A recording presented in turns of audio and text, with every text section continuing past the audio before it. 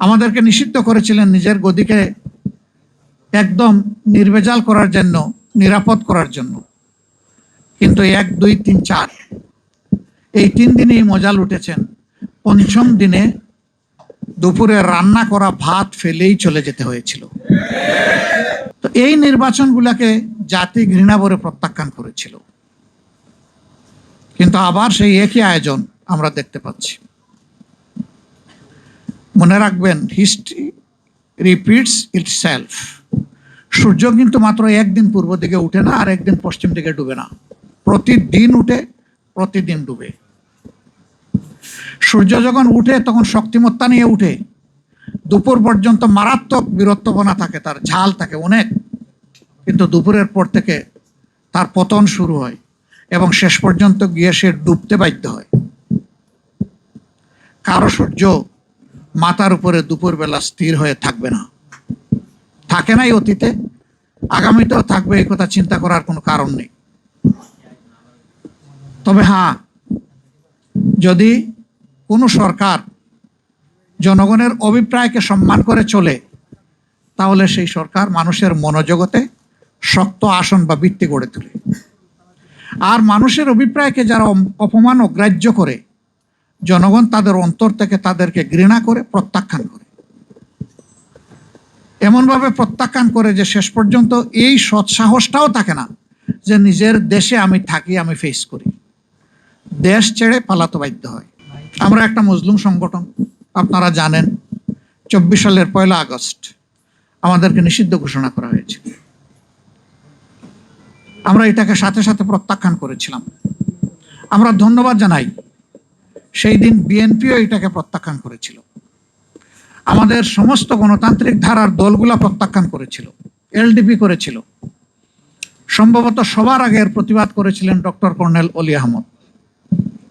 একে একে সবাই করেছে। আমরা সবার কাছে কৃতজ্ঞ, ঋণী। এটি গণতন্ত্রের চেতনা।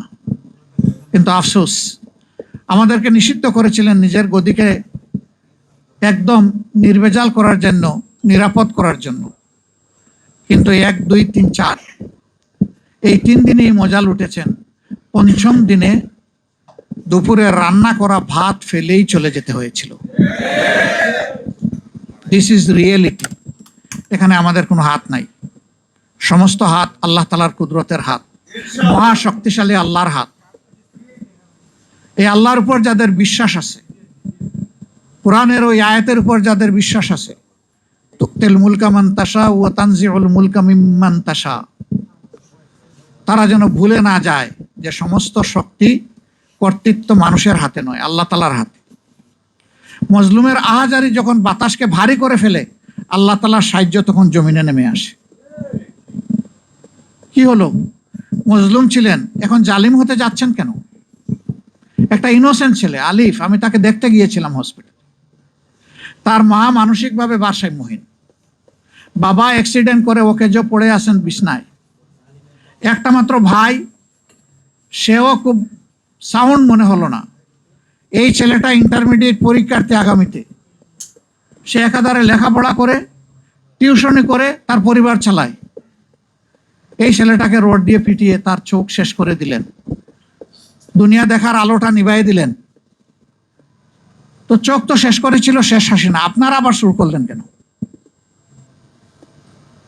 হ্যাঁ, পাটোয়ারি একটু গরম বক্তব্য দেয় মাঝে মাঝে, অনেকের কষ্ট হয়। সে নরম সুরে বলেছে, আমি আর গরম বক্তব্য দিব না, কোনো বক্তব্যই দিব না, শুধু আলিফের চোখটা ফিরিয়ে দেন মাননীয় প্রধানমন্ত্রী। পারবেন? চোখটা ফিরিয়ে দিতে পারবেন? পারবেন না। নিরীহ একটা ছেলে, সে কি হাতে অস্ত্র নিয়ে কাউকে মারতে এসেছিল? তার নেতৃবৃন্দকে আঘাত করা হচ্ছে, আক্রমণ করা হয়েছে। তার আবেগ এবং দায়িত্ববোধের জায়গা থেকে তাদেরকে প্রোটেক্ট করার জন্য সে এগিয়ে এসেছিল খালি হাতে।